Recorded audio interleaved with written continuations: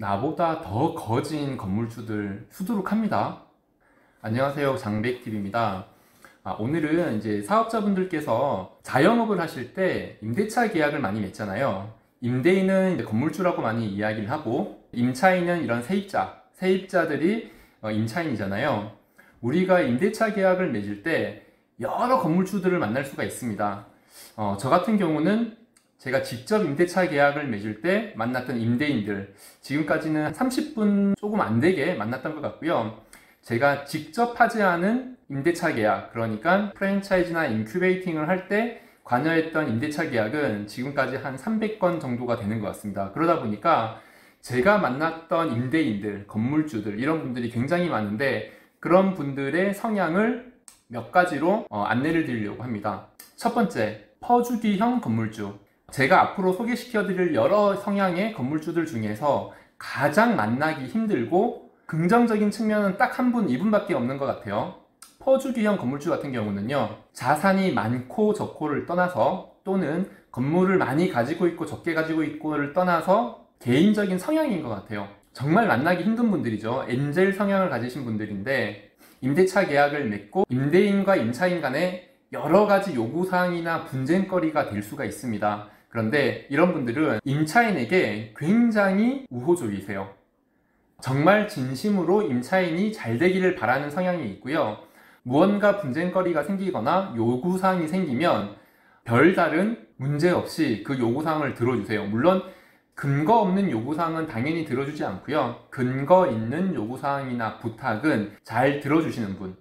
이런 분을 만나면 정말 임차인도 복을 받으신 거예요. 그분은 분명히 복이 있는 사람이실 거예요. 저도 딱 한 번 그런 분을 만났었는데, 그 이후에는 그런 분들을 만나기 정말 힘듭니다. 100명 중에 한 분 정도 있을까 말까 한 분인 것 같아요. 두 번째, 땡빛 거지형. 자, 이런 분들은요, 그분이 건물주, 임대인임에도 불구하고요, 임차인보다 또는 보통 사람들보다 자산도 더 없고 땡빛 거지인 사람들이 굉장히 많습니다. 건물주인데 어떻게 보통 사람들보다도 더 자산이 없고 거지라고 하느냐, 이렇게 생각하시는 분들 굉장히 많으실 텐데요. 실제로 많습니다. 왜 많냐면은 우리가 건물주라고 해도 실제로 그 점포가 들어가 있는 건물 전체를 소유하신 분이 아닐 가능성이 굉장히 큽니다. 큰 건물에 하나의 점포의 분양주인 경우가 많아요. 분양주. 그 점포만 소유하고 있는 분인 경우가 많은데, 그렇다고 하더라도 일단 서울에서 번화가에 상가를 분양을 받았다 그러면 작은 10평짜리 점포라고 하더라도요, 그 10평짜리 점포는 실제로 분양 가격이 8억에서 10억이 넘어가는 경우도 되게 많아요. 그런데 그런 분들이 어떻게 나보다도 더 자산이 없고 거지라고 이야기를 할 수가 있느냐. 무리하게 그 점포를 분양을 받았을 경우 그 점포의 소유권의 대부분이 빚인 경우가 많기 때문에 그렇습니다. 상가들도요, 50% 이상 한 70%까지 대출을 받아가지고 진행하는 경우가 많아요. 그러면 한 8억 정도 된다 그러면 5억이 대출이고 5억이 빚인 경우가 많습니다. 그런 점포에 임대차 계약을 맺고 세입자로 들어가는 경우는 주의하실 게 있어요. 첫 번째로는 70% 정도의 대출을 받았다 그러면 그 점포가 담보인 경우가 많습니다. 그렇기 때문에 그 점포가 안전하지 않을 수도 있다는 것, 그게 또 중요하고요. 두 번째로는 자산보다 빚이 더 많은 경우죠. 그런 점포일 때는 임대인이 여유가 없어요. 여유가 없다 보니까 그런 분들은요, 세입자분들, 임차인에게 인심이 굉장히 박해요. 왜냐하면 일단 자기 자신이 여유가 없기 때문에 그래요. 예를 들자면 임대차 계약을 맺고 인테리어를 하게 되면요, 프리렌탈이라는 걸 받는 경우가 있습니다. 프리렌탈이라는 것은 내가 인테리어를 하는 동안 장사를 하는 게 아니기 때문에 그 기간만큼은 월세를 면제해 주세요 라는 부분이거든요. 그것은 뭐 의무사항은 아니지만 부동산 업계에서는 인테리어 기간 동안만큼은 월세를 받지 않겠다 라고 해주는 경우가 많은데, 지금 말씀드렸던 굉장히 여유가 없는 건물주, 여유가 없는 임대인 같은 경우는 그런 부분들에 대해서 굉장히 박합니다. 그리고 건물을 위해서 또는 점포를 위해서 잘 안 해줘요. 무언가 투자를 전혀 안 해줍니다. 나빠서라기보다는 여유가 없어서 그렇습니다. 그래서 건물주 푸어라고 하는 이야기도 있죠. 세 번째, 팔자 고치기형. 두 번째 경우는 여유가 없기 때문에 세입자를 박박 조우는 경우인데, 이 세 번째는 굉장히 나쁜 악질적인 건물주의 형태라고 볼 수가 있습니다. 팔자 고치기형 어떤 거냐면요, 이번에 세입자가 새로 들어온다 그러면은 그 사람한테 여기 수리해라, 저기 수리해라, 이 건물주 여기 보수공사를 해라, 그렇게 요구하시는 분들이 있어요. 당연히 자기가 해야 될 일이에요. 건물 자체의 어떤 하자 보수 부분은 건물주가 해야 되는 부분인데 그걸 세입자한테 떠넘기려고 하시는 분들이 있는 거죠. 바닥에 금이 가서 지하층으로 물이 샌다 그러면 당연히 그것은 건물주가 보수공사를 해야 되는데 새로 들어온 사람한테 그거를 떠넘기려고 막 하는 거죠. 그런데 당연히 그렇게 못합니다 라고 하게 되면 그러면 당신 들어오지 마, 이런 형태로 계속 세입자분들에게 부담감을 주는 아주 나쁜 형태라고 볼 수가 있어요. 5번째, 투명 인간형. 이분은요, 나타나지 않는 건물주. 저도 2년간 그 매장을 운영을 할 때 임대차 계약을 맺을 때를 포함해 가지고 그 매장에서 철수할 때까지 단 한 번도 보지 못한 건물주가 있습니다. 그런 분들은 장단점이 있어요. 매장에 대해서 막 간섭을 한다든지 요구를 한다든지 이런 게 없어서 굉장히 편한 반면 내가 원하는 게 있어서 요구를 할 때 만나기가 너무 힘들어요.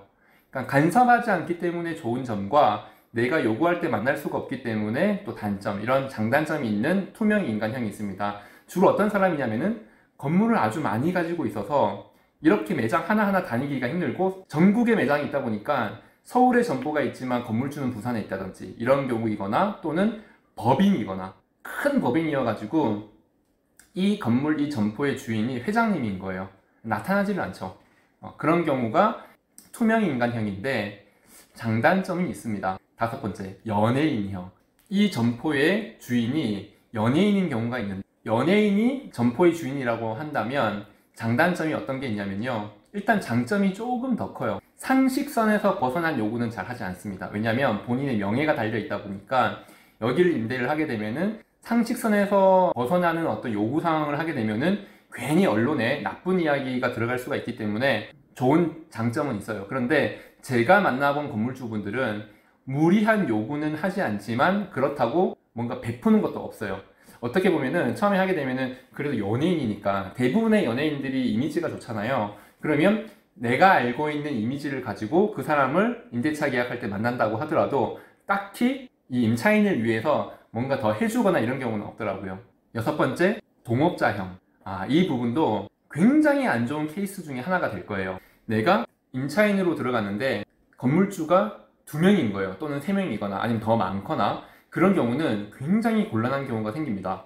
무언가 의사결정을 해야 되는데 건물주가 2명이면은 불리한 내용들은 동업자에게 계속 미뤄요. 예를 들면은 바닥에 누수가 있다 그러면은 누수 공사를 미리 해달라고 얘기를 했을 때 이제 이런 부분들은 비용이 들어가는 거잖아요. 그러면은 공동 명의로 되어 있는 사람에게 미루는 경우죠. 저한테 전화하지 마시고 A 사장한테 전화를 하세요. 그분한테 동의를 얻으세요. 그러면 A 사장한테 전화를 걸잖아요. 그분은 또 B 사장한테 동의를 얻으라고 하죠. 그러다 보니까 이게 핑퐁 되다 보면은 내가 포기하게 되는 경우가 많아요. 그래서 동업자로 또는 공동 명의로 되어 있는 임대인 같은 경우는 장점보다는 단점이 훨씬 더 커요. 장점은 없다고 보시면 돼요. 두 분이기 때문에 두 분이 나를 도와준다? 그런 경우는 없습니다. 자, 마지막으로 제킬 박사와 하이드형. 들어갈 때 얼굴과 나올 때 얼굴이 다른 경우인데요. 임대차 계약을 할 때는 그냥 누구보다도 착한 분, 그냥 천사형이라고 생각을 했어요. 이분은 내가 이런 건물주를 만나서 다행이다 라는 생각이 들 정도로 임대차 계약을 할 때는 굉장히 스무스하고 내가 어떤 요구사항을 할 때도 다 들어줄 것처럼 했는데 막상 임대차 계약이 끝나고 인테리어 공사가 다 끝난 다음에 사업을 했어요. 사업을 하고 있는데 그때부터 돌변하는 사람들이 있습니다. 돌변해가지고 막 간섭하고 지적하고 법적인 근거 들먹이면서 다 너의 책임이야 하면서 겁을 주시는 분들이 있습니다. 그런 분들은 처음에 걸러내기가 쉽지가 않아요. 왜냐하면 1번 뭔가 퍼주기형 건물주라고 생각할 가능성이 있기 때문에 그런 분들은 막상 하고 나게 되면은 굉장히 괴롭게 하는 경우가 많습니다. 우리가 임대차 계약을 맺을 때는 이런 여러 유형들의 사람이 있다는 것을 감안을 하고 계약을 한다면 아무래도 나중에 문제가 생겼을 때 대처가 가능하실 거예요.